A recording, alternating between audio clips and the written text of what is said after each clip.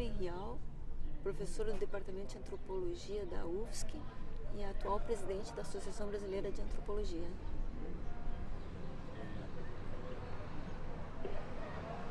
Como é que bom, vocês realizaram um documentário sobre Egon Schaden. Como é que foi o processo de realização desse documentário?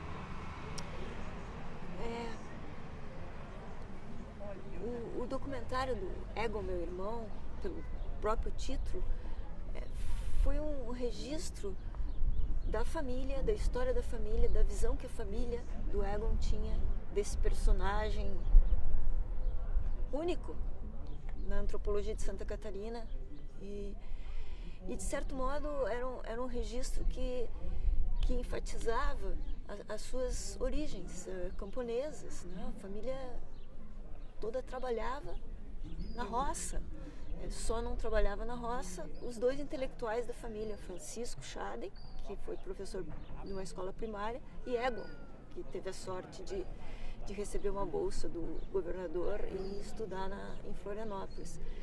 Então nos interessou mostrar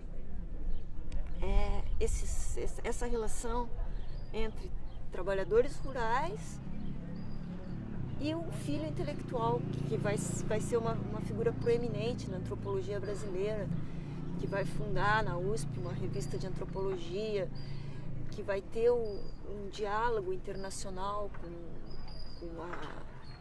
outras revistas acadêmicas, com institutos de antropologia no exterior, seguindo os passos do pai, indo mais longe, bem mais longe que o pai, mas de certo modo o próprio Francisco já tinha esse diálogo. Então uma família que, muitos fizeram só escola primária e que, no entanto, tinha cartas recebidas da Alemanha mensalmente, revistas recebidas da Europa. É isso que o documentário procurou mostrar, né? Essa trajetória exemplar, e que não é incomum. Existem muitos outros intelectuais no mundo que também têm origens mais humildes. O próprio Bourdieu, que é o sociólogo mais citado no mundo, ele vem de uma família não exatamente camponesa. O pai dele era carteiro, trabalhava com os correios, mas os seus avós eram camponeses. Então é um pouco isso que nós queríamos mostrar. Hoje mudou, o Brasil já não é o mesmo. Filho de um camponês não precisa contar com a simpatia do governador, já existem mecanismos que podem permitir o acesso ao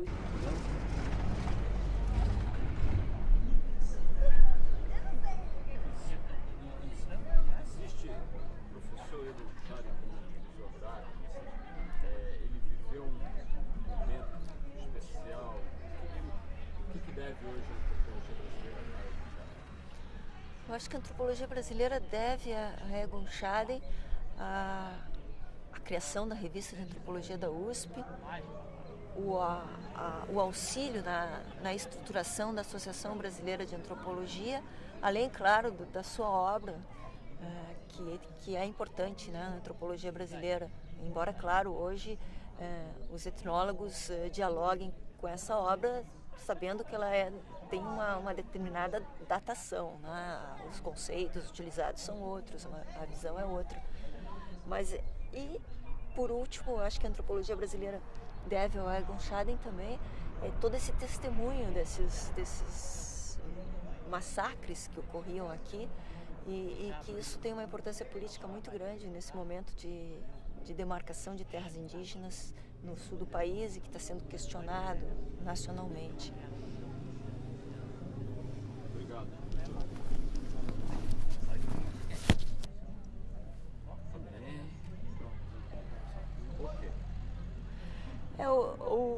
O Egon tinha muitos irmãos.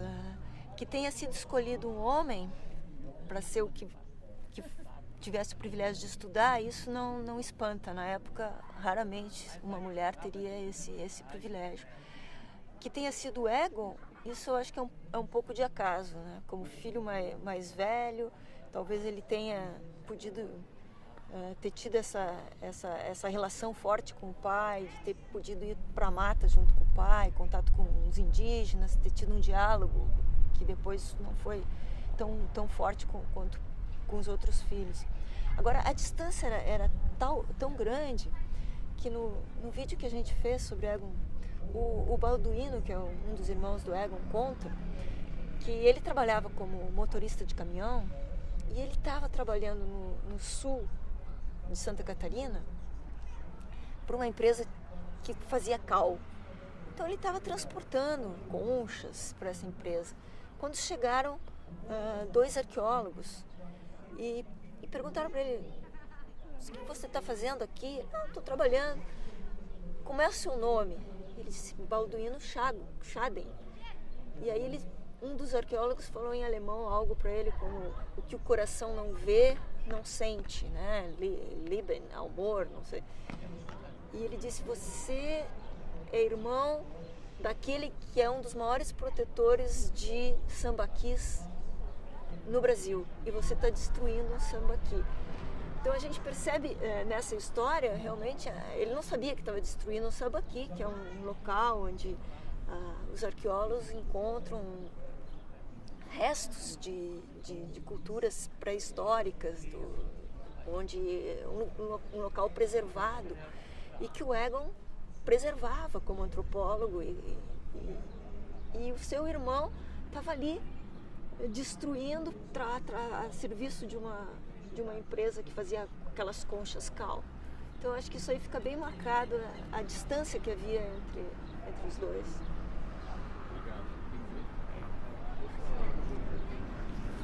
Eu fico muito feliz de ver o prefeito assistindo, os antropólogos falarem do Egon Schaden e falarem desse momento tenso que permanece até hoje, porque é muito importante que os políticos brasileiros saibam dessa história e entendam o que se está requisitando quando se pede demarcação de terras indígenas no Brasil. Sobre o Egon, eu acho que também seria importante dizer que ele foi um desbravador, de certo modo, porque ele, ao criar a revista de antropologia na USP e ao ajudar na criação da Associação Brasileira de Antropologia, ele estava institucionalizando a antropologia e permitindo um diálogo internacional que ele pessoalmente já tinha, mas estendendo esse diálogo a um conjunto de antropólogos. Então isso é muito importante. A revista de antropologia da USP é em língua portuguesa, era difícil de ser lida no mundo, mas ela foi o primeiro canal. Hoje nós já temos outros, tem uma revista da Associação Brasileira de Antropologia que é em inglês, francês, espanhol, mas não existiria essa revista que internacionaliza a nossa antropologia se um dia não tivesse sido fundada a primeira, que foi a revista de antropologia da USP.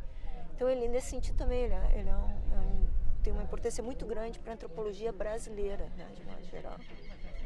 E em relação assim ao Francisco, o seu convívio com a família, com as entrevistas e tudo, você conseguiu entender como é que surge num meio mais rústico um intelectual tão brilhante como o Francisco, sabe? O Francisco, ele veio da Alemanha e a mãe dele era enfermeira, então ela teve estudos. Eu não me lembro a origem do pai. Eu dou uma paradinha, depois vocês editam, né?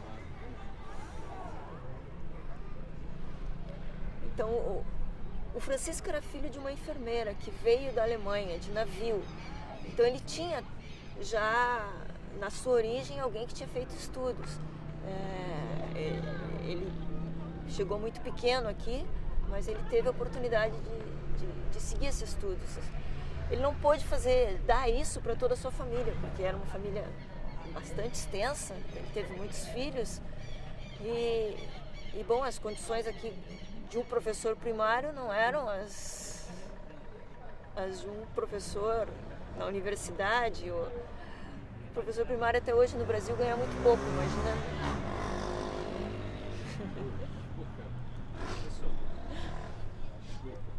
Não tem problema. Começo desde a enfermeira ou... Não, da dificuldade de tá. um professor primário. Então, o Francisco era um professor primário, então ele ganhava muito pouco. Se hoje os professores ganham muito pouco, imagina na época.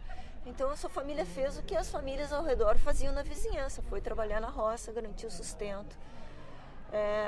Não é uma surpresa que o Francisco fosse professor e que tivesse um preparo intelectual, porque a origem dele permitia isso, né, como filho de uma enfermeira. É de certo modo uma surpresa que ele tenha conseguido manter isso num local tão isolado, manter uma ligação com a Alemanha e com a academia e com a antropologia, enviando artigos para a Alemanha, escrevendo, publicando, num lugar tão pequeno, né, e cercado por pessoas que realmente não tinham a mesma cultura, o mesmo interesse, a mesma curiosidade que ele tinha. E é muito bom que ele tenha conseguido transmitir isso para um filho, pelo menos, né?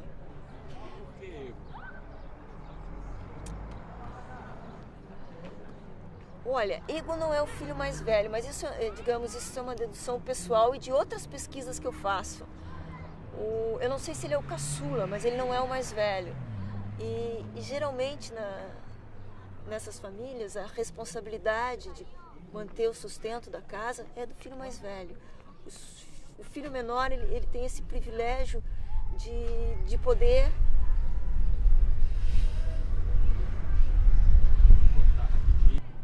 Professora, então, essa é uma curiosidade realmente, né? Como é que foi esse acidente feliz com o professor Egon Schaden? Como é que foi esse episódio? Olha, eu acho que o documentário e o relato dos irmãos talvez seja mais rico. E eu acho que muitas outras pessoas vão te contar melhor do que eu, mas eu posso te contar como foi. O governador de Santa Catarina veio visitar São Bonifácio e, claro, o interlocutor do governador foi o professor da escola primária, era a pessoa mais intelectualizada na cidade.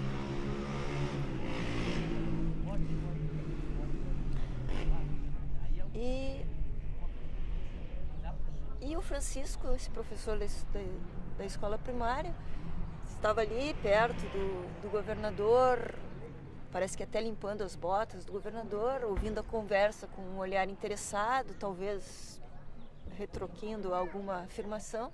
Isso chamou a atenção do governador, que considerou o menino muito vivo, muito inteligente e ofereceu uma bolsa de estudo para ele estudar num colégio privado em Florianópolis. Então foi assim que começou a carreira de um brilhante antropólogo.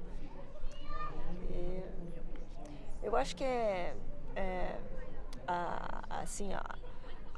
o encontro com Egon Schaden aqui em São Bonifácio acabou nos fazendo encontrar também Francisco, que é uma figura muito desconhecida na antropologia brasileira e que foi também um iniciador, foi ele que fez os primeiros relatos sobre os guaranis aqui da região e que tem até um papel político importante.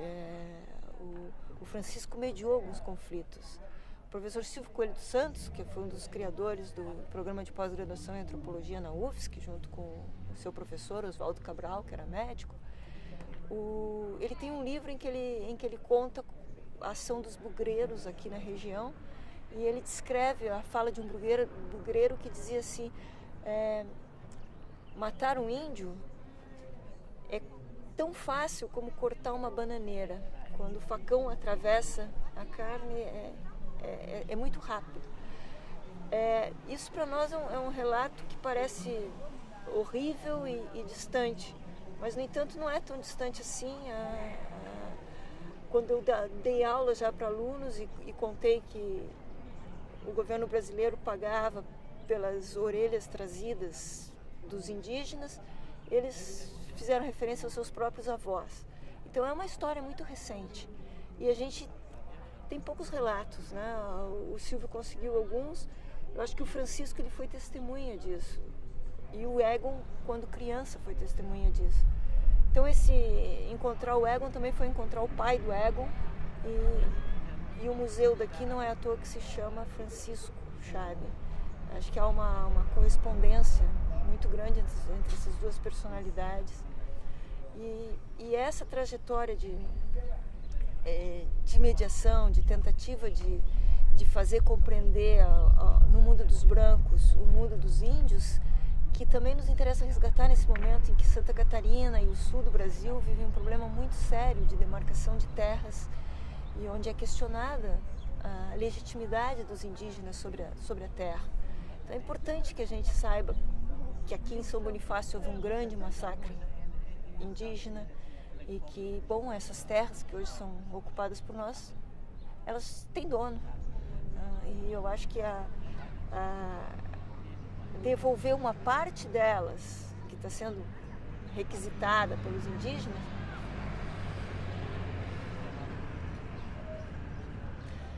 devolver uma parte dela que está sendo requisitada pelos indígenas é o mínimo que a gente pode fazer. Então eu acho que esse encontro também tem essa importância política muito grande. Eu fico muito feliz de ver o prefeito da cidade sentado e ouvindo o relato dos antropólogos sobre o Egon Schaden, sobre